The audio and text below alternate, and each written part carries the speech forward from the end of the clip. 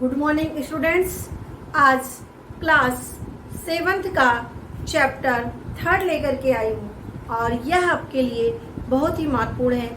इसमें आपके जितने पोषक तत्व हैं जो हम भोजन करते हैं उसमें कौन कौन से पोषक तत्व पाए जाते हैं, इसके बारे में ये डिटेल यहाँ पर आपको इस चैप्टर में दिया गया है, जिसको मैं बहुत अच्छे से बताएंगे।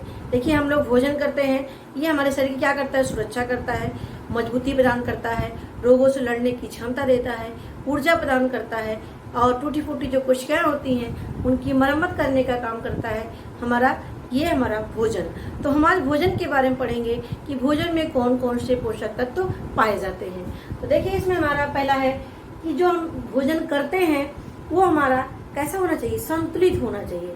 अब संतुलित आहार क्या होता है, पहले जान लीजिए। संतुलित आहार वह आहार होता है जिसमें हम जो भोजन के रूप में लेते हैं उसमें हमारे ये पोषक तत्व यानी प्रोटीन, कार्बोहाइड्रेट, वसा, विटामिन, जल, खनिज लवण और एक और इसमें ऐड किया गया है रेशेदार पदार्थ। इन सब चीज़ों की मात्रा पर्याप्त मात्रा में हो, संतुलित हो, जो हमारे शरीर में जा करके हमारे शरीर का निर्माण करे, विकास वृद्धि करे, मरम्मत करने का काम करे, रोगों से लड़ने की क्षमता दे, सुरक्षा प्रदान करे।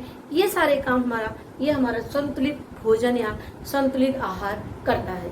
तो देखिए, इसमें तो हमने यहाँ पर लिखा है संतुलित आहार किसे कहते हैं। तो आपके बुक में दिया गया है संतुलित आहार। संतुलित आहार ऐसा आहार जो हम भोजन के रूप में जितने हमारे जो भोजन के रूप में हम लेते हैं, क्या लेते हैं, दाल, चावल, रोटी, सब्जी, सलाद, ये सारी चीज़ें क्या हैं, इनके द्वारा हमें इन तत्वों की प्राप्ति होती है, उसे ही संतुलित आहार कहते हैं। संतुलित आहार का मतलब जो पूरी तरीके से बैलेंस हो और जिसमें ना तो अधिकता हो ना तो कमी हो, क्या हो, एक तरीके से पूरा बैलेंस हो, ना हमारे शरीर के लिए नुकसान करे, ना हमारे शरीर में उस चीज़ की कमी हो, ऐसे आहार को ही संतुलित आहार कहते हैं।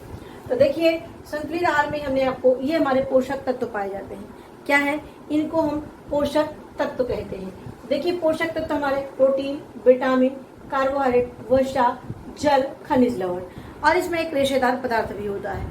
तो देखिए, प्रोटीन हमारे शरीर का निर्माण करता है, विटामिन हमारे शरीर के रोगों से लड़ने की क्षमता देता है, कार्बोहाइड्रेट ये और वसा ये हमें ऊर्जा देने का काम करते हैं और जो वसा होता है हमारे कोमल अंगों की रक्षा करने का काम करते हैं। जल हमारे शरीर में बैलेंस बनाने का काम, यानी अम्ल की मात्रा न क्षार की मात्रा ज़्यादा होने पाए, इसकी बैलेंस रखने का काम करता है। खनिज लवण ये भी हमें कह सकते हैं हमारे शरीर को सुरक्षा प्रदान करने का काम खनिज लवण करते हैं। तो आज हमको बताएंगे हम कौन कौन से भोजन लेंगे जिसमें ये तत्व पाए जाते हैं और इनका क्या क्या काम हमारे शरीर में, ये मैं आपको बताऊंगी। तो देखिए, आवश्यक मात्रा के रूप में हमारा यानी संतुलित आहार, देखिए हमने एक लाइन लिख दिया है कि आवश्यक मात्रा, जितनी आवश्यकता हो उसी की मात्रा को संतुलित आहार कहते हैं। अब देखिए, प्रोटीन स्रोत यानी आपके पोषक तत्व हैं, ये इसके स्रोत हैं और इनके खाने से क्या हमारे शरीर में क्या काम करता है और इनकी कमी से कौन सा रोग हो जाता है। यहाँ पे हमने नहीं लिखा, स्पेस नहीं था, यहाँ पर लिखिए इसकी कमी या हानि या इसकी कमी से कौन सा रोग हो जाता है यदि हम कार्बोहाइड्रेट या प्रोटीन, विटामिन नहीं लेंगे तो देखिए, प्रोटीन क्या करता है, ये प्रोटीन हमारे शरीर का निर्माण करने का काम करता है। ये मांस, दूध, अंडा, मछली यानी जितने हमारे जंतु जगत भोज्य पदार्थ होते हैं वो, और इसके साथ साथ दूध में दाल जितने प्रकार की होती हैं और सोयाबीन, ये मुख्य रूप से स्रोत होते हैं। इन्हें हमें इसमें से एक ना एक प्रोडक्ट हमें अपने आहार में शामिल करना चाहिए। और ये क्या करते हैं, शरीर का निर्माण करते हैं, मरम्मत करने का काम करते हैं, शरीर को सुरक्षा प्रदान करने का काम करते हैं, टूटी फूटी कोशिकाओं की मरम्मत करते हैं, वृद्धि और विकास करते हैं। ये क्या होता है, प्रोटीन होता है। यदि हम इसको लगातार नहीं खाएंगे, यदि इसका हम उपयोग अपने भोजन में नहीं करते हैं तो हमारी मांसपेशियां कमजोर हो जाएंगी, रोग प्रतिरोधक क्षमता में कमी आ जाएगी, धीरे धीरे शरीर कमजोर होता जाएगा और दुबले होते चले जाएंगे। तो ये हमारा प्रोटीन है, इसीलिए हमें इन चीज़ों में से कोई एक चीज़ अवश्य ही डेली लेना चाहिए। अब आता है कार्बोहाइड्रेट। क्या है कार्बोहाइड्रेट किसमें मिलता है, जितने हमारे अनाज आते हैं जैसे आपके दाल और इसके चावल, गेहूँ, दाल में तो कम ही पाए जाते हैं कार्बोहाइड्रेट, लेकिन सबसे ज़्यादा आपके गेहूँ में मतलब कार्बोहाइड्रेट पाए जाते हैं। आलू, शक्कर, गुड़, ये इसके मुख्य स्रोत होते हैं कार्बोहाइड्रेट के। ये क्या करते हैं, शरीर में ऊर्जा देने का काम करते हैं, वृद्धि करने का काम करते हैं, रोगों से लड़ने की क्षमता भी कार्बोहाइड्रेट देते हैं। और इसकी शरीर में यदि कमी हो जाती है तो हमारे अंदर ऊष्मा की कमी हो जाएगी और इसके साथ साथ त्वचा पर झुर्रियाँ होने लगती है, त्वचा संबंधी बीमारी भी होने लगती है। तो ये होता है कार्बोहाइड्रेट। अब आते हैं वसा। वसा किसमें किसमें पाया जाता है, अंडा, मांस, मछली इसमें पाए जाते हैं। और दूध, मूंगफली, मक्खन में क्या पाए जाते हैं, वसा, जिसको हम तेल बोलते हैं, फैट बोलते हैं, उसी को हम क्या बोलते हैं, वसा कहते हैं। तो देखिए ये शरीर में क्या करता है, शरीर तापमान को नियंत्रित करता है, यानी हमारे शरीर में 98.4 डिग्री जो फ़ारेनहाइट है इसको बैलेंस बनाकर रखता है। इससे ज़्यादा ना होने पाए ना तो उससे कम होने पाए, इसको संतुलन रखने का काम हमारा वसा करता है। और इसको यदि शरीर में यदि हम इसको नहीं लेते हैं इन सब चीज़ों को तो शरीर की वृद्धि क्या होती है, रुक जाती है, त्वचा रूखी हो जाती है, कार्य में शिथिलता आती है, यानी काम करने की जो शक्ति होती है वो कम होने लगती है, धीरे धीरे घटने लगती है, काम करने का मन नहीं करता है, यानी वो वसा की कमी से हो जाता है। अब देखिए रेशेयुक्त पदार्थ। रेशेयुक्त पदार्थ यानी जो हम भोजन के रूप में ऐसे भोज्य पदार्थ लेते हैं जिसमें रेशे पाए जाते हैं, जैसे चुकंदर और इसके साथ साथ जो शकरकंद आते हैं, आलू, केला, ये हमारे क्या है, इसमें रेशे पाए जाते हैं। अरुई, तो ये क्या है, इनमें रेशे पाए जाते हैं। और ये रेशे युक्त जो है जैसे हमारे फल में भी आते हैं, सब्जियों में भी आता है रेशे युक्त पदार्थ। साबुत अनाज जो पाए जाते हैं इसमें भी क्या पाए जाते हैं, रेशे युक्त पदार्थ पाए जाते हैं। और ये भोज्य पदार्थ शरीर में, ये शरीर का निर्माण कोई ना काम नहीं करते हैं ये, लेकिन हमारे आंत को क्या करते हैं, स्वस्थ रखने का काम करते हैं, क्योंकि आंत को क्या करता है, साफ करने का काम करता है। तो ये भोजन को देखिए पचाने में ये सहायक होता है। और इससे यदि हम इसको नहीं लेंगे तो हमारा पाचन तंत्र क्या हो जाता है, कमजोर होने लगता है, कब्ज जैसे शिकायत हो जाती है, पेट नहीं साफ रहता है। तो इसका अहम रोल होता है रेशेयुक्त पदार्थ। ये हमें ऊर्जा देने का काम और कह सकते हैं हमारे शरीर का निर्माण करने का काम नहीं करता है, लेकिन हमारे आंतों को स्वस्थ रखने का काम करता है, क्योंकि भोजन को क्या करता है, पचाने में ये सहायक होता है। अब आते हैं जल। देखिए जल के रूप में हम जो जल पीते ही हैं, उसके साथ साथ हम शरबत लेते हैं, मट्ठा या पेय पदार्थ जो लेते हैं उसके द्वारा हमें जल की प्राप्ति होती है। और इस शरीर में क्या करता है, पाचन करने का काम करता है, ताप का नियंत्रण यानी बॉडी में ताप नियंत्रण रखने का काम करता है। और देखिए ये पाचन क्रिया इससे प्रभावित होती है, यानी यदि हम जल नहीं लेंगे तो हमारा भोजन क्या होगा, पचेगा नहीं। इसीलिए हमें खाना खाने के आधे घंटे बाद पानी जरूर पीना चाहिए, जिससे हमारा भोजन आसानी से पच जाए। अब आता है हमारा विटामिन। अब देखिए विटामिन जो है 2 प्रकार के होते हैं, एक जल में घुलनशील विटामिन, एक वसा में घुलनशील। देखिए हमने यहाँ पर लिखा है वसा में घुलनशील विटामिन और जल में घुलनशील विटामिन। जो वसा में घुलनशील होते हैं यानी जो ऐसे घी या तेल होता है उसमें इस विटामिन को डालेंगे तो क्या हो जाएगा, उसमें घुल जाएगा। और जबकि जो जल में घुलनशील होगा वो पानी, वो जो तेल में नहीं घुलेगा, वो ऊपर ही तैरने लगेगा, तो वो होता है जल में घुलनशील और वसा में। और जो जल में घुलनशील होगा, जो वसा में घुलनशील होगा, जल में नहीं होगा, वो ऊपर ऐसे तैरने लगेगा। तो यानी ये क्या होते हैं, 2 प्रकार के विटामिन पाए जाते हैं, एक वसा में घुलनशील, एक जल में घुलनशील। जो वसा में होते हैं वो 4 प्रकार के होते हैं, ए, डी, ई और के। क्या क्या है, ए, डी, ई, के, इसको एडक कहते हैं। और जल में घुलनशील बी और सी, यानी विटामिन बी और विटामिन सी होते हैं। ये क्या होते हैं, ये जल में घुलनशील होते हैं। अब इनके बारे में यहाँ पर डिटेल पढ़ते हैं। देखिए यहाँ पर हमारा आता है विटामिन ए। अब विटामिन ए किस में पाया जाता है, देखिए विटामिन ए क्या होता है, अंडा, गाजर, आम, टमाटर, दूध, हरी सब्जियां। देखिए जो विटामिन है मुख्य रूप से देखा जाता है कि जो लाल और पीले फल और सब्जियां पाए जाते हैं उसमें सबसे ज़्यादा मात्रा में क्या पाया जाता है, विटामिन ए। और ये हमारे आंखों की रोशनी के लिए बहुत ही आवश्यक होते हैं और हमारे त्वचा रोग से लड़ने की क्षमता देता है विटामिन ए, और हमारी त्वचा को भी स्वस्थ रखने का काम करता है। ये बातें याद रखना, ये अंडा, गाजर, आम, टमाटर, इसमें से कोई एक चीज़ हमें डेली लेना चाहिए। इससे हमारी आँख की रोशनी बनी रहेगी, रोग प्रतिरोधक क्षमता हमारी सही रहेगी और त्वचा हमारा स्वस्थ रहेगा। इससे क्या होगा, यदि विटामिन नहीं लेंगे तो हमारे आँख संबंधी बीमारी हो जाती है, जिसका नाम क्या है, रतौंधी नामक रोग हो जाता है। और इससे हमारी रोग प्रतिरोधक क्षमता क्या होती है, रोगों से लड़ने की क्षमता कम हो जाती है। और हमारी जो त्वचा होती है शुष्क हो जाती है, खुरदरी सी हो जाती है और खुजली सी होने लगती है विटामिन ए की कमी से। अब आता है हमारा विटामिन B1, B2, B3। देखिए ये विटामिन जो बी है यहाँ पर इसलिए मैंने यहाँ पर लिखा है बी और विटामिन कई प्रकार के होते हैं बी वाला। देखिए B1, B2, B3, B4, B5, B6 और B12 भी होता है। तो ये इतने प्रकार के मुख्य रूप से जो विटामिन बी कॉम्प्लेक्स इन्हीं को बोलते हैं। इन्हीं को क्या बोलते हैं? बी कॉम्प्लेक्स कहते हैं।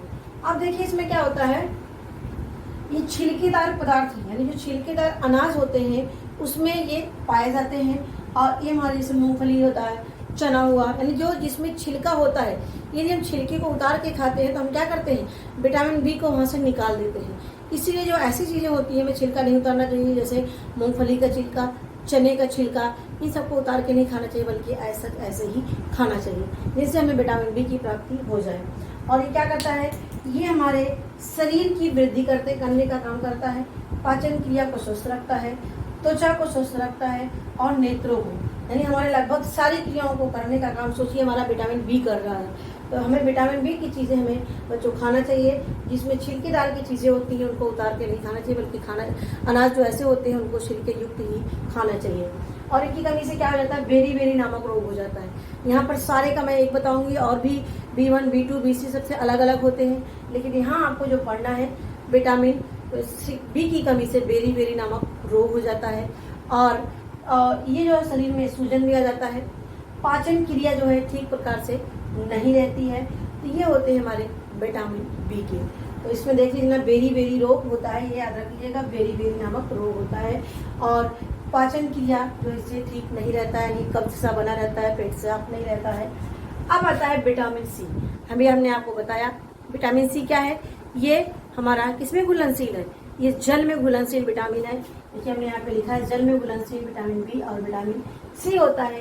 क्या काम करता है? ये किस में पाया जाता है? खट्टे फलों में पाया जाता है, जितने खट्टे फल होते हैं उसमें पाए जाते हैं। क्या काम करता है ये हमारे दांतों और मसूड़ों को मजबूत रखने का काम करता है। घाव को भरने में विटामिन सी आवश्यक होता है। और यदि इसकी हम नहीं लेंगे लगातार, हम खट्टे फलों यानी जो मौसमी फल होते हैं उनका उपयोग हम नहीं करेंगे, तो स्कर्वी नामक रोग हो जाता है। कौन सा रोग हो जाता है? स्कर्वी नामक रोग हो जाता है विटामिन सी की कमी से। अब आता है हमारा विटामिन डी। अभी हमने आपको बताया विटामिन डी क्या है? वसा में घुलनशील है। तो वसा में घुलनशील विटामिन है। सबसे ये कहाँ पाया जाता है? तो देखिए मुख्य रूप से हमारे जो सूर्य की किरणें हमारे शरीर पर पड़ती हैं उससे हमें विटामिन डी की प्राप्ति हो जाती है। इसीलिए सुबह के समय जो है हमें विटामिन डी यानी धूप लेनी चाहिए, जिससे हमें विटामिन डी की प्राप्ति भी हो जाए। और इसके साथ साथ कॉड लीवर आय, सॉफ्ट लीवर आय में विटामिन डी की मात्रा होती है। और दांत और हड्डियों को ये मजबूत रखने का काम करता है, दांतों और हड्डियों को हमारे मजबूत रखने का काम करता है। और यदि हम लगातार धूप से हटते रहेंगे, धूप में नहीं जाएंगे, तो हमारे शरीर में विटामिन डी की कमी हो जाएगी, जिससे रिकेट्स नामक, बच्चों में रिकेट्स नामक रोग हो जाता है। कौन सा रोग रहता है? रिकेट्स नामक रोग हो जाता है। तो ये बातें याद रखना। अब आता है विटामिन ई। विटामिन ई वसा में घुलनशील विटामिन है। इससे क्या होता है? ये घी, तेल, दूध में ये पाया जाता है। और इससे क्या होता है? ये विटामिन ई जो है संतान उत्पन्न करने की क्षमता प्रदान करता है। विटामिन ई क्या करता है? संतान उत्पन्न करने की क्षमता प्रदान करता है। और यदि लगातार कोई स्त्री जो है नहीं ले रही है इसको, तो उसके अंदर यदि वो माँ बनने वाली होती है तो उसके अंदर यदि विटामिन ई की कमी होगी तो वो माँ नहीं बन सकती है। और धीरे धीरे लगातार इसकी कमी शरीर में होती है तो वो लेडी बांझपन का शिकार हो जाती है, यानी उसके बच्चे नहीं हो पाते हैं। तो यानी होता हमारा विटामिन ई। अब आता है विटामिन के। क्या होता है? विटामिन के। विटामिन के जो हम गोभी खाते हैं, यानी पत्ता गोभी, फूल गोभी, इसमें सबसे ज्यादा विटामिन के पाया जाता है। टमाटर, मटर, पनीर में विटामिन के पाया जाता है। और क्या करता है? ये शरीर में रक्त को जमाने में सहायक होता है। रक्त को, जैसे हमें कोई ब्लड निकल रहा है हमारी बॉडी से और लगातार निकलता जाएगा, इसीलिए विटामिन के की वजह से हमारे जो खून बाहर निकल रहता है उसको जमा देता है, जिससे हमारे शरीर से ज़्यादा खून ना निकले। तो ये विटामिन के जो होता है रक्त को जमाने में सहायक होता है। और यदि कमी हो जाएगी तो शरीर में रक्त यानी हमारे खून निकल रहा है तो वो जमेगा नहीं। अब आता है हमारा खनिज लवण। अभी हमने आपको बताया इसमें क्या क्या? प्रोटीन, कार्बोहाइड्रेट, वसा, रेसे युक्त भोज्य पदार्थ, जल और विटामिन। अब हमारा आता है क्या? खनिज लवण। क्या होता है? खनिज लवण। ये हमारे किसमें पाए जाते हैं? मुख्य रूप से हमारी जो सब्जियां होती हैं उसमें, इसके साथ साथ अंडा, मांस, मछली में भी पाया जाता है।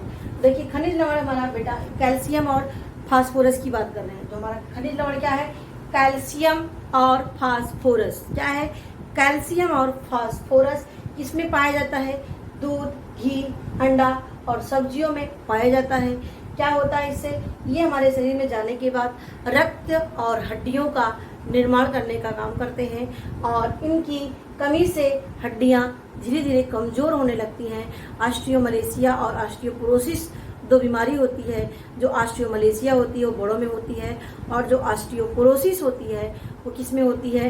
ये जो बुजुर्ग ओल्ड एज के लोग हो जाते हैं उनमें ये हो जाता है, जिसके कारण से थोड़ी सी भी चोट लगने पर उनकी हड्डियां टूट जाती हैं। तो ये ऑस्टियोमलेशिया और ऑस्टियोपोरोसिस होता है। अब आता है हमारा लोहा, यानी जिसको हम आयरन बोलते हैं। हमने इसके पहले भी आपको बताया है। आयरन क्या करता है? केला, शहद, गुड़, सेब, किशमिश, इन सब में आयरन पाया जाता है। यानी इन चीज़ों के लिए हम लेंगे तो हमें आयरन यानी लोहा मिल जाएगा और हमारे शरीर में खून की कमी नहीं होने पाएगी। यदि इसको हम नहीं लेते हैं तो हमारे शरीर में खून की कमी हो जाएगी, जिससे हमारा काम सही तरीके से नहीं हो पाएगा। हमें काम करने में मन नहीं लगेगा, भूख नहीं लगेगी, काम में शिथिलता आ जाएगी। तो ये सारे इसके लक्षण होते हैं यदि खून की शरीर में कमी हो जाती है, जिसे हम क्या कहते हैं? एनीमिया कहते हैं। यानी खून की कमी होना क्या है? एनीमिया है। अब आता है हमारा आयोडीन। हमने आपको बताया खनिज लवण मुख्य रूप से क्या क्या? कैल्शियम और फास्फोरस। दूसरा हमने बताया लोहा और तीसरा है हमारा आयोडीन। आयोडीन क्या करता है? ये शरीर की वृद्धि और विकास करने का काम करता है और ये जो हम नमक खाते हैं वो उसमें आयोडीन युक्त नमक खाना चाहिए, इससे हमें आयोडीन मिलता है और ये हमारे गले में पाई जाने वाली थायराइड ग्रंथि होती है उसको स्वस्थ रखने का काम करती है। और यदि हम आयोडीन युक्त नमक या आयोडीन युक्त पदार्थ यानी जो समुद्री भोज्य पदार्थ होते हैं जैसे आपके मछली होते हैं, ये क्या होते हैं? इनमें आयोडीन पाया जाता है। तो यदि इनका हम सेवन नहीं करते हैं आयोडीन युक्त चीज़ों का तो शरीर में घेघा नामक यानी गले में घेघा नामक रोग हो जाता है। यानी हमारे गला जो होता है गले में सूजन सी आ जाती है और ये हमारा क्या होता है? घेघा रोग होता है। यानी जो हमारी थायराइड ग्रंथि होती है उससे क्या हो जाती है? उसी में सूजन आ जाती है, जो फिर वो अस्थायी हो जाता है। तो ये इससे क्या कहते हैं? घेघा रोग। तो आयोडीन की कमी से घेघा रोग, आयरन की कमी से एनीमिया रोग हो जाता है और कैल्शियम और फास्फोरस के ऑस्टियोमलेशिया और ऑस्टियोपोरोसिस रोग हो जाता है। और यहाँ तक कि टिटैनी होता है। टिटैनी का मतलब क्या होता है? शरीर में ऐंठन सी होने लगती है, यानी हमारे हाथों पैरों में ऐंठन सी होने लगती है, दर्द सा बना रहता है। तो इसके लिए जो है हमें दूध, अंडा, मांस, मछली या सब्जियां हमें डेली लेना चाहिए, जिससे हमारे शरीर में इन सब पोषक तत्वों की आवश्यकता की पूर्ति होती है और हमारे शरीर में कमी ना होने पाए और हम अच्छी तरीके से स्वस्थ रहें। तो पढ़ने का मतलब ये भी होता है कि हमें अपने दैनिक जीवन में उसका उपयोग में भी लाना चाहिए। इसको ये भी देखना चाहिए कि इसमें क्या क्या चीज़ पाया जाता है, हम क्या क्या खा रहे हैं, क्या क्या नहीं खा रहे हैं, ये खुद ही हमें मूल्यांकन करना चाहिए बच्चों। और इसके साथ साथ हमें इनके अनुसार खाना चाहिए। ये हमारी वीडियो अच्छी लगी होगी तो लाइक और शेयर करिएगा और और भी आपके जो फ्रेंड सर्किल में जो दोस्त हैं वो जो घर पर हैं उनको भी ये घर पर ही रह करके इससे अपनी पढ़ाई कर सकें। तो मेरी वीडियो देखने के लिए आपको धन्यवाद।